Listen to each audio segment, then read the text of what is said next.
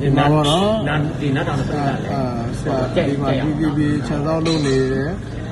လက်စစ်ဆိုကြတက်ဖွဲ့အမည်ပါပေးလိုက်ပြီပြောချင်တဲ့အိဗေကတော့ဗျာကျွန်တော်တို့ကစကားစားကိုစည်ရင်းအပ်လိုက်တယ်ဆိုပြီးတော့မှဆရာသားဆင်ကကျွန်တော်တို့ပုံမှာနားလည်မှုလွဲတယ်ပေါ့နော်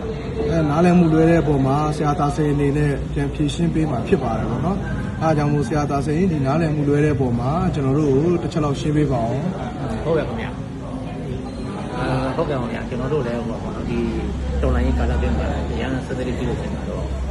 ခုနကဒီတစ်ခါတလေကိုအေးရင်းနဲ့ပတ်သက်အလက်ကြီးဖြစ်တတ်တဲ့အတွက်ဒီလိုမျိုးဖြစ်တယ်ပြောမိတာတွေတော့ကြည့်ပါဦး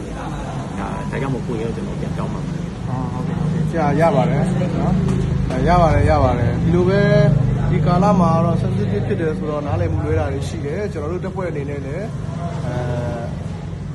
တာမန်လူတယောက်ပြောတယ်ဆိုရင်တော့ view မဆိုင်ပေမဲ့ဆရာတို့လိုမျိုးကြီးကဲတယောက်ကနားလည်မှုလွဲတယ်ဆိုတော့ကျွန်တော်အနေနဲ့လည်းဖြည့်ရှင်းသင့်တယ်လို့ဆရာနဲ့လာဖြည့်ရှင်းတာပါတခြားဘာပြဿနာမှမရှိပါဘူးโอเคပါ